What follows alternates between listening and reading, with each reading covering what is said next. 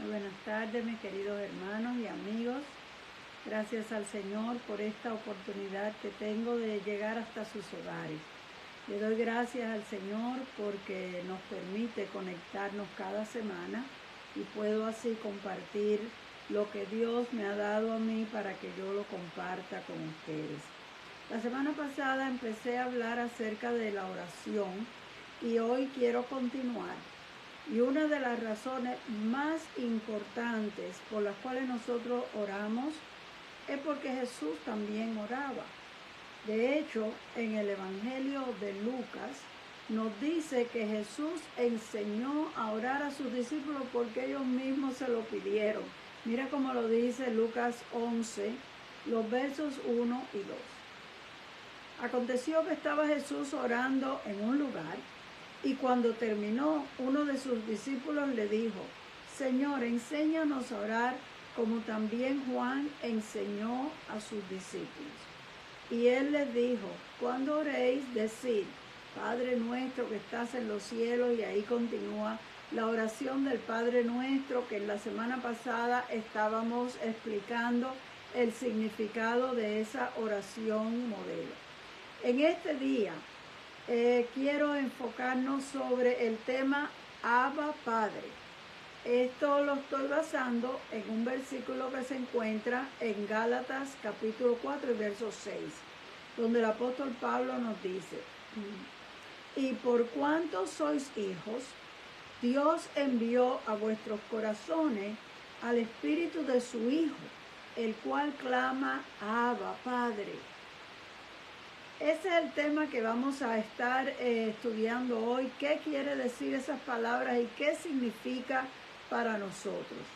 Pero fíjese que Pablo comienza diciendo: y por cuanto sois hijos.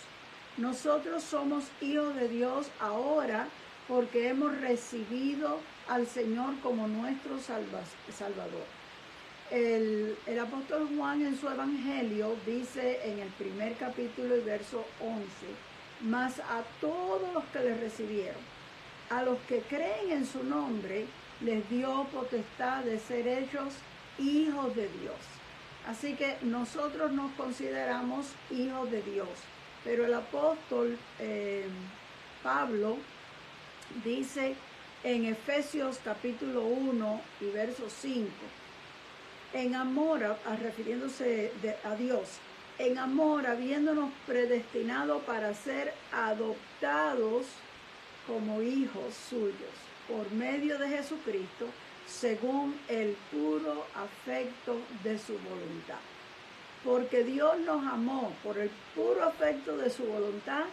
Él planeó que Él nos iba a adoptar. El hombre se había desviado, se había descarriado, se había alejado de Dios. Pero Dios deseaba rescatarlo y adoptarnos como sus hijos. Bueno, aquí empieza el apóstol Pablo diciendo que por cuanto somos hijos, Dios ha enviado a nuestros corazones el espíritu de su Hijo, el cual clama: Abba Padre. Jesús es el unigénito Hijo de Dios. Y Él usó esta expresión Abba Padre en una ocasión en el Getsemaní. Mira cómo lo dice.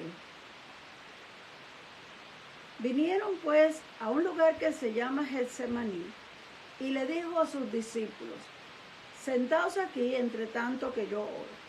Y tomó consigo a Pedro, a Jacobo y a Juan, y comenzó a entristecerse y a angustiarse. Y les dijo: mi alma está muy triste hasta la muerte. Quedaos aquí y velad. Yéndose él un poco adelante, se postró en tierra y oró, que si fuese posible pasase de él aquella hora. Y decía: Abba Padre, todas las cosas son posibles para ti. Aparta de mí esta copa, mas no sea lo que yo quiero, sino lo que tú. Creo que posiblemente todos nosotros en alguna ocasión hemos leído este pasaje y estamos familiarizados con la oración del Getsemaní. Y ahí es la primera vez que se oye esa expresión. Jesús le está orando a su Padre y le dice, Abba, Padre, todas las cosas son posibles para ti. Bueno, esa palabra Abba es una palabra aramea que significa papá, pero es el término que usan los niños pequeños. Si usted se pone a fijarse bien, Abba es como un balbuceo de niño que todavía no sabe hablar, pero que ve a su papá y dice, Abba, Abba. Y como no sabe hablar, pues ya lo identifica con ese nombre y así se quedó. Abba quiere decir papá para el bebé. Y el papá lo entiende cuando el niño dice, Abba, Abba, él sabe que es con él. Toda la vida del niño le sigue diciendo a su papá, Abba. Pero ya cuando es mayorcito, le enseñan a respetar y hablar en una forma un poco más correcta. Y entonces cuando se refiere a su papá, le dice padre. En los países orientales hay una disciplina grande y hay un respeto muy grande hacia los mayores. Y en algunos de nuestros países latinos lo hay también. En algunos de nuestros países se les enseña mucho respeto hacia los mayores. Hasta hay países que los hijos le llaman a sus padres de usted, en vez de tutearlo como nosotros hacemos. Porque hay una idea de respeto hacia los padres de uno. Entonces Jesús en la oración usa las dos palabras, Abba, Padre. ¿Qué quiere decir que le esté usando dos palabras que significan lo mismo? Bueno, al decirle Abba, Padre, es como repitiendo dos veces la misma cosa. Una como niño pequeño, otra como adulto. ¿Qué es lo que estamos queriendo decir? Estamos queriendo decir que Dios es nuestro Padre y lo ha sido siempre desde que nacimos. El niño generalmente ve al papá como un héroe. Cuando es chiquito, su papá es lo más grande del mundo.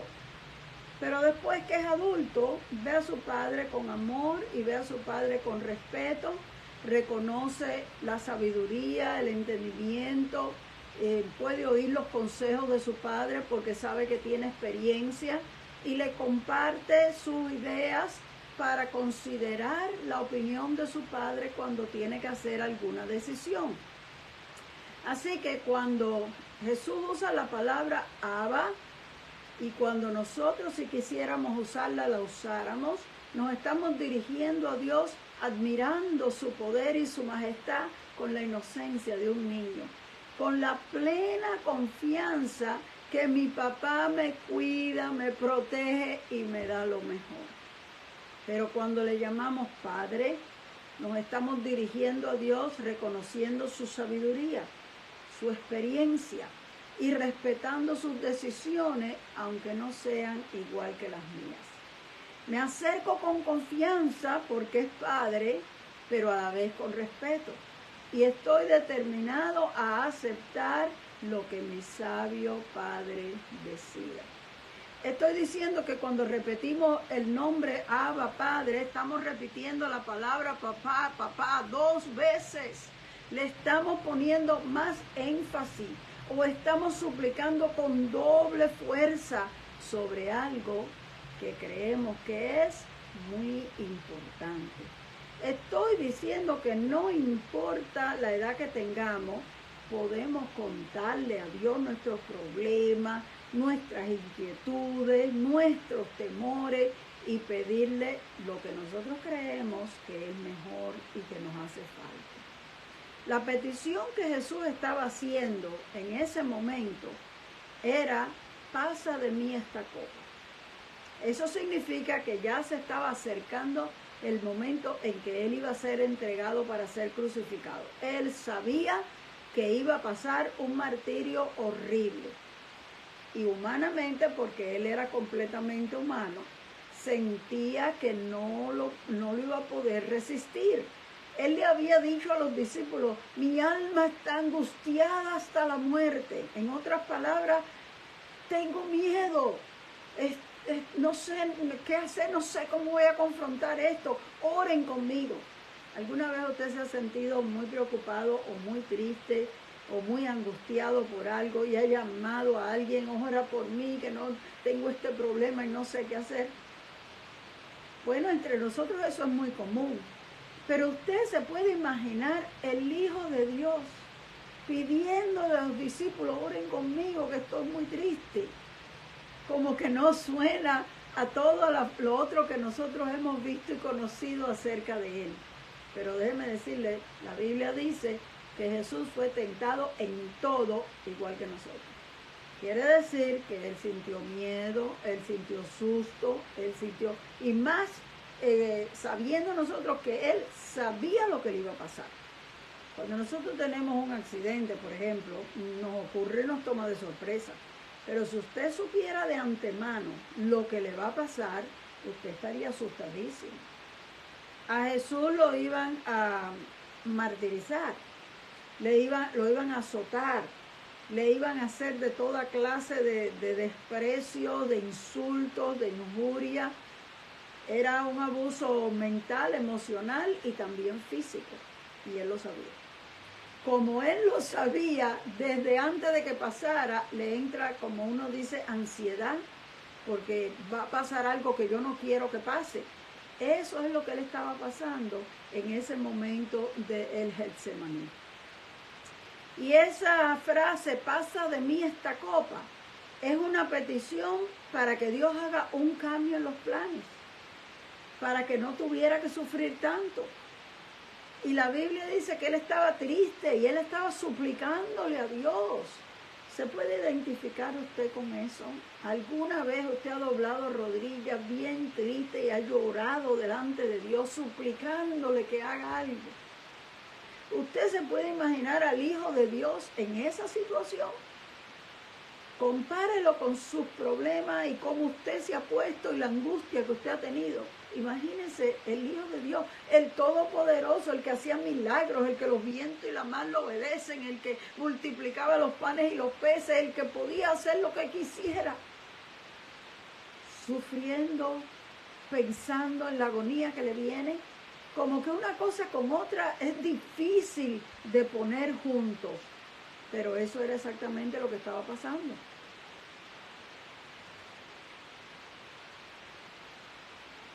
Sigue la oración y Él dice, todas las cosas son posibles para ti. Y que inmediatamente que le dice, Padre, todas las cosas son posibles para ti. Reconozco que tú eres poderoso, todopoderoso. Y que yo tengo el privilegio de venir como hijo en confianza para expresarte cómo me siento y exponer mi petición. Qué bueno es saber que nuestro Dios es todopoderoso, ¿verdad? Y que nos ha dado ese privilegio de venir confiadamente ante su trono de gracia. Pero al mismo tiempo tenemos que tener el respeto a su autoridad y estar dispuesto a aceptar su decisión, aunque no sea lo que yo le estoy pidiendo. Estamos diciendo que no tenemos que tener miedo de decirle a Dios cómo nos sentimos. Usted puede venir y abrir su corazón y decirle, Señor, tengo miedo, Señor, estoy asustada, Señor, no sé qué hacer, Señor, estoy confundida, Señor, me siento frustrada por esto y por aquello. Usted puede ser totalmente honesto. ¿Sabe por qué? Porque Dios lo sabe de todos modos. Dios sabe lo que hay en nuestra mente, lo que hay en nuestro corazón. Entonces, Él le agrada que seamos sinceros. Usted no tiene que disimular. Usted no tiene que pretender ser super persona, que nada me afecta y yo tengo una fe tan tremenda que yo estoy de lo más bien. Usted puede ser sincero con Dios y decirle, me siento triste, me siento confundida, tengo miedo, no sé qué hacer, porque Dios sabe que de verdad, eso es lo que a usted le está pasando. Entonces nosotros sabemos que podemos decírselo, pero no podemos tratar de torcerle el brazo, Señor, tú tienes que hacer esto. Eso es lo que no podemos hacer. Podemos presentar nuestra solicitud, pero respetar su autoridad para aceptar si Él dice que sí o que no. Esa tarde en el Getsemaní, Jesús oró 3 horas. Porque la Biblia dice que cuando le dijo a los discípulos, quédense aquí, Él fue un poquito más adelante. Como que cuando uno quiere hablar con Dios a solas, uno necesita de verdad estar solo, no al lado de otras personas que están oyendo lo que tú dices. Y él se fue un poquito más adelante y se puso a orar. Y estuvo orando, y cuando regresó a chequear a los discípulos que los halló durmiendo, les preguntó, ¿pero ustedes no han podido orar ni siquiera una hora? Quiere decir que ya llevaba una hora orando. Una hora suplicándole a Dios que cambiara ese plan, que cambiara eso, que él no tuviera que sufrir de esa manera. Pero al final le decía, pero no sea mi voluntad sino la tuya. De todos modos le dije, esto es lo que yo quiero, Señor, esto es lo que yo quiero, aunque yo estoy dispuesto a obedecer lo que tú digas. Pero esto es lo que yo quiero, una hora. Luego fue, chequeó a los discípulos, los despertó, les dijo, pónganse a orar para que no entren en tentación. Pues el espíritu estará presto, pero la carne enferma, pónganse a orar. Estaba queriendo decir, ustedes no son tan fuertes como parece. El que va a sufrir soy yo, pero ustedes se van a ver también bastante en problemas y necesitan orar para que el diablo no los confunda a ustedes. Claro, no se lo dijo así de claro, pero eso era lo que le estaba tratando de decir. En la segunda vez, dice la Biblia que la oración estaba ya un poquito más diferente. Dice que la segunda vez le decía, Padre mío, si no puede pasar de mí esta copa sin que yo la beba, hágase tu voluntad. Quiere decir que después de una hora orando, su voluntad ya va cediendo a la voluntad del Padre. Al principio, pasa de mí, quítame esta agonía. A la segunda hora, si no puede ser, si yo tengo que hacer esto, estoy dispuesto a hacerlo. Ya aquí vemos la aceptación, el sometimiento a la voluntad de Dios.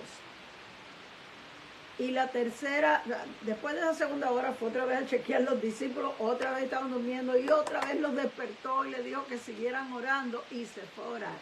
Y en la tercera hora, la oración continuó de la misma manera. Bueno, si a Jesús le tomó una hora suplicándole a Dios que cambiara los planes y 2 horas para aceptar y someterse al plan original que Dios había hecho, ¿qué le dice eso a usted?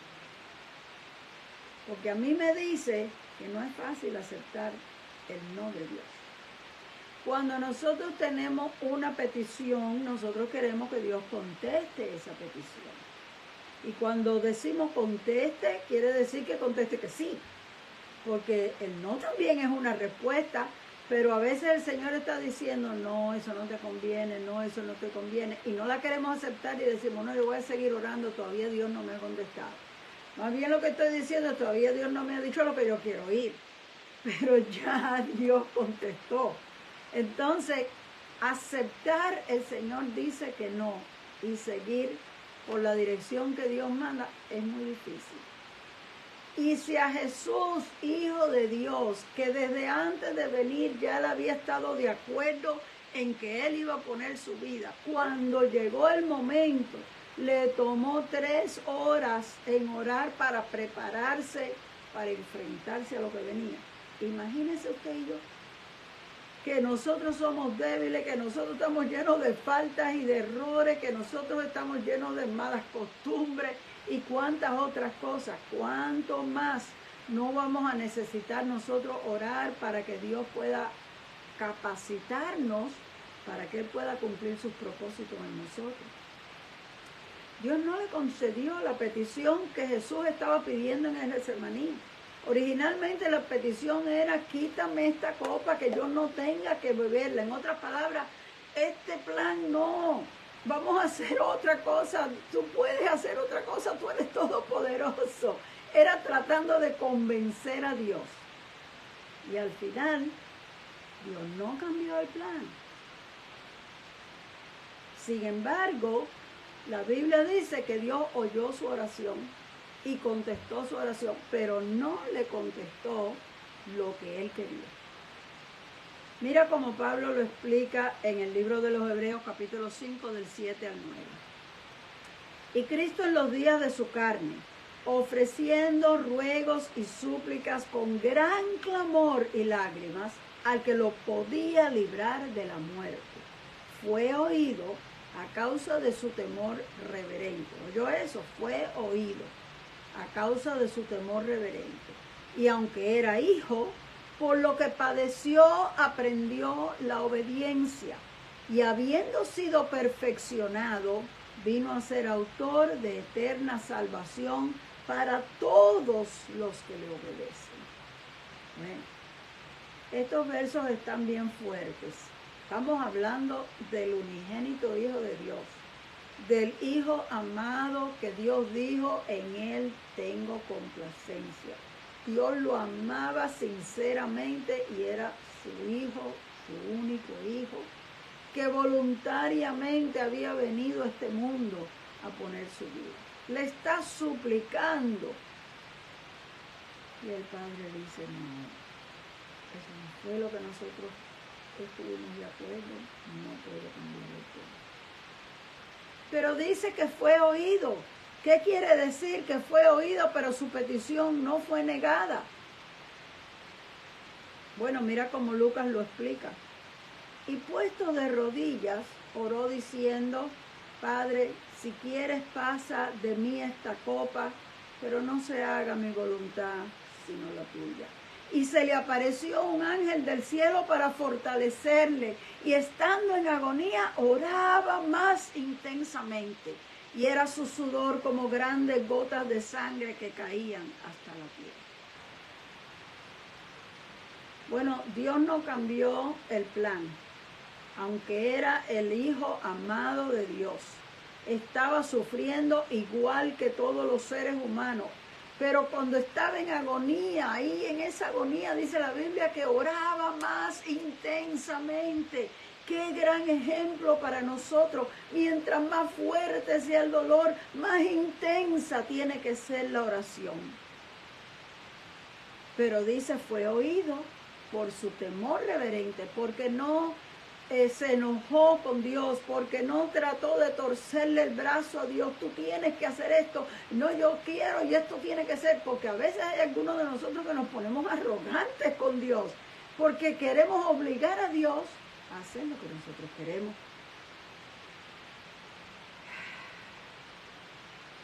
Aquí claramente estamos viendo que Dios oyó la oración, le envió un ángel para que lo fortaleciera, para que él pudiera resistir. Esa fue la manera en que Dios le contestó. No puedes resistir, ok, te voy a enviar un ángel que te dé las fuerzas que tú necesitas. Pero el plan es el mismo y tenemos que cumplirlo así. No era posible cambiar el plan de salvación, pero Dios vio la agonía de Jesús y le envió el refuerzo que él necesitaba para poder resistir. Y de la misma manera, Dios, si no nos va a conceder a nosotros lo que le estamos pidiendo, porque en su sabiduría Él sabe que eso no es lo que nos conviene, Él nos va a dar la fuerza para que podamos resistir. Y no siempre nosotros vamos a ver el ángel que Dios mandó a fortalecernos, pero vamos a sentir el efecto, vamos a sentir la fuerza, vamos a sentir el calor de la presencia de Dios en nosotros y vamos a darnos cuenta que estamos siendo fortalecidos por el Señor. Yo soy testigo de eso. Yo lo he experimentado, Dios lo ha hecho conmigo. Yo sé que Dios le da fuerzas al que no tiene ninguna. Y oye lo que Pablo dice en Gálatas 4, del 4 al 6. Y porque ustedes son hijos, Dios ha enviado el Espíritu de su Hijo a nuestros corazones, clamando, Abba, Padre. Estábamos hablando al principio que Dios nos adoptó como sus hijos. Y nosotros diríamos, bueno, estamos hablando de la oración de Jesucristo, que es el Hijo unigénito de Dios. Y nuestra oración será igual, porque nosotros no somos sino adoptados. Y un hijo adoptado pudiera decir, bueno, estos no son mis padres biológicos, pero más adelante va a llegar a entender que aunque no sean sus padres biológicos, lo escogieron, lo aceptaron, lo recibieron en su hogar como hijo, le dan amor, le dan cuidado, le dan atención, igualito que harían con sus propios hijos. Y así el hijo, aunque sea adoptado, puede apreciar el hecho de ser hijo, porque está recibiendo todos los beneficios de un hijo. Y así tú y yo, que hemos sido adoptados en la familia de Dios, como dice el apóstol Pablo en el libro de los Efesios, que en su voluntad, en su pura afecto de su voluntad, nos escogió para adoptarnos y hacernos parte de su familia. Nosotros también podemos acercarnos a Dios como hijos. Ahora yo no sé si usted se siente en la libertad cuando usted dobla sus rodillas para orar, de llamar a Dios con un nombre así, Abba Padre. Yo oigo personas que cuando oran se refieren a Dios como papito, papito Dios, papá Dios. Yo personalmente no me siento en esa libertad para usar esas frases. Pero mira lo que dice aquí. Nosotros no tenemos necesariamente que usar la palabra Abba Padre en nuestra oración, porque ahí dice que Dios envió el Espíritu de su Hijo a nuestros corazones, el cual clama Abba Padre. Es el Espíritu del Hijo de Dios el que clama Abba Padre por ti y por mí. Es que mientras yo estoy orando aquí y estoy sufriendo y suplicándole algo a Dios, el Espíritu de su Hijo clama, porque la Biblia dice que Cristo está sentado ahora mismo a la diestra del Padre y que intercede continuamente por todos los santos. De manera que el Hijo de Dios, el Hijo amado de Dios, sentado a la diestra del trono de Dios, intercede por ti y por mí. ¿Cuándo? Cuando tú estás orando, cuando tú estás clamando, cuando tú estás llorando en la presencia de Dios. El Hijo de Dios se vuelve al Padre y le dice, Abba, Padre, mira su sufrimiento, intercediendo por ti. De igual manera, nosotros vamos a darnos cuenta, la Biblia dice que el Espíritu Santo clama por nosotros con gemidos indecibles, porque Dios es un Dios compasivo. Jesús mostró ser compasivo, especialmente ante el dolor. La única vez que dice la Biblia, y Jesús lloró, estaba ante la tumba de Lázaro. Estaba viendo a María y a todos los amigos de Marta y María llorando. Y la Biblia dice, se conmovió en espíritu y lloró. Jesús se compadece ante el dolor y ante el sufrimiento, porque Dios no quiere vernos sufrir. Entonces mira como Pablo explica en Romanos 8:26. Dice, asimismo el Espíritu nos ayuda en nuestra debilidad, porque ¿qué hemos de pedir como conviene? No sabemos, pero el Espíritu mismo intercede por nosotros con gemidos indecibles. Bueno, ahí Pablo está diciendo que nosotros somos débiles, dice, nos ayuda en nuestra debilidad. Hay algunos ahí que se creen que son muy fuertes, pero no somos tan fuertes como parecemos o como nos creemos que somos. Tenemos debilidad. Y también dice, no sabemos pedir como conviene. En otras palabras, hay ocasiones en que usted le está pidiendo algo a Dios y eso no conviene. Y el Espíritu, que es mucho más sabio, porque recuérdese que nosotros tenemos una mente limitada. Nosotros vemos las cosas de una cierta manera, nuestra razón y nuestra lógica nos llevan a entender ciertas cosas y así vemos las cosas. Pero Dios, que tiene una sabiduría completa, perfecta, sabe lo que nosotros no sabemos. Hay veces hay cosas que usted no las sabe porque no las ha oído, pero Dios las sabe. Dios también sabe el futuro, lo que va a pasar después. A lo mejor usted piensa que usted necesita esto. Dios sabe, si le doy esto, de aquí a 5 años lo que va a pasar es esto y esto. Y eso va a ser peor. No se lo puedo dar. A veces nosotros, en nuestra limitación que tenemos, nos creemos que necesitamos algo. Y nos aferramos a que pedirle a Dios que yo necesito esto. Pero el Espíritu, que conoce nuestros corazones y sabe las intenciones del corazón de Dios, comienza entonces a interceder por nosotros. Dice, porque no sabemos pedir como conviene, pero el Espíritu mismo intercede con gemidos indecibles. Usted a veces le parece que usted sufre mucho, y la Biblia dice que el Espíritu intercede por nosotros con gemidos indecibles. Quiere decir que el Espíritu de Dios se une a nosotros en la oración. Tú estás sufriendo y el Espíritu de Dios sufre contigo, clamando e intercediendo delante de Dios. Tú le estás pidiendo a Dios algo que Dios sabe que no te conviene. Y el Espíritu le dice, no le hagas caso, mira lo que está diciendo, es un disparate, pero ayúdala porque necesita tu ayuda. Y ahora parece gracioso, pero en realidad Dios hace cosas que uno no se las imagina. Y uno dice, bueno, Dios no me contestó lo que yo le estaba pidiendo, pero de todos modos, y entonces decimos qué fue lo que Dios hizo, que a la verdad fue mejor que lo que nosotros le estábamos pidiendo.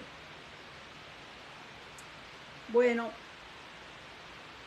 yo sé que cuando le pedimos algo a Dios que Él no nos lo puede dar, el Espíritu Santo nos fortalece. En la misma forma que los ángeles fortalecieron a Jesús, el Espíritu nos fortalece para que nosotros recibamos la fortaleza, el valor, la sabiduría, la calma y la paz interior para nosotros poder seguir hacia adelante. Piensa por un momento. ¿Sabes orar? Los discípulos vieron a Jesús orando, porque es que dice la Biblia que estaba Jesús orando. Y cuando terminó de orar, los discípulos le dijeron, enséñanos a orar. ¿Qué sería lo que Jesús hablaba con el Padre? ¿Cómo sería la conversación, la comunicación entre el Hijo de Dios y su Padre Celestial? Que cuando los discípulos lo oían orar, pensaron, nosotros no sabemos orar. Hay algo en las palabras de Jesús, hay algo en la forma en que Jesús habla con su Padre, que hay tanta intimidad, es como una conversación real y nuestra oración es como algo rutinario. ¿Sabe que los judíos se aprenden de memoria ciertas oraciones y las repiten?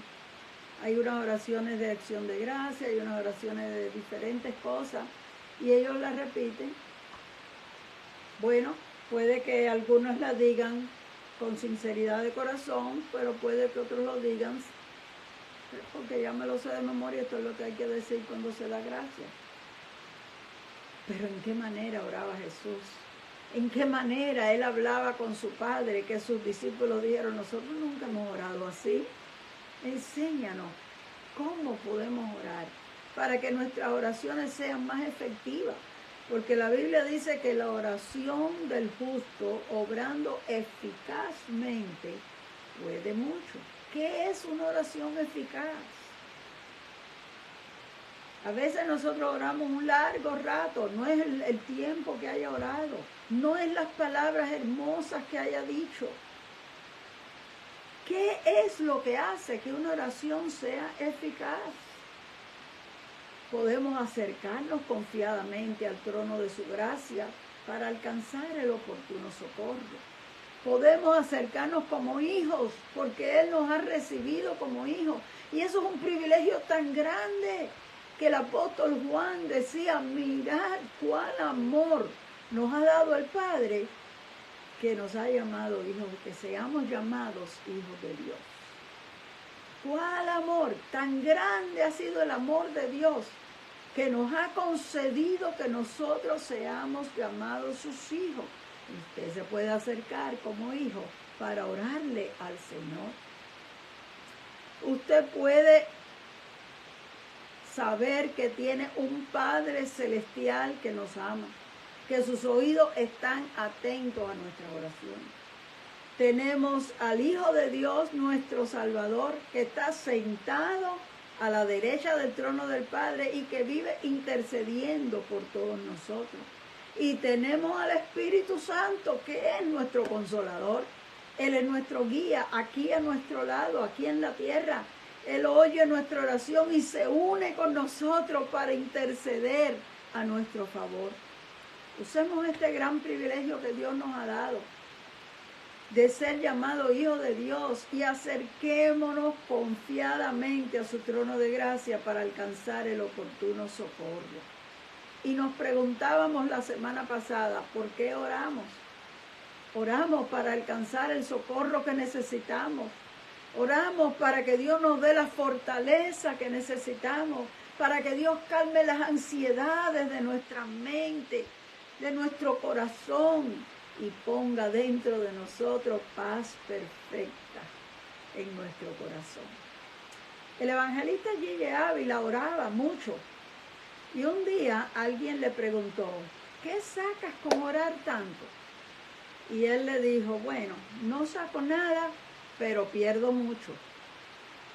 Pierdo el orgullo, pierdo la arrogancia, pierdo la codicia, pierdo la envidia, pierdo la ira, pierdo la lujuria, pierdo el placer de mentir, le pierdo gusto al pecado, pierdo la impaciencia, pierdo la desesperación, pierdo el desánimo.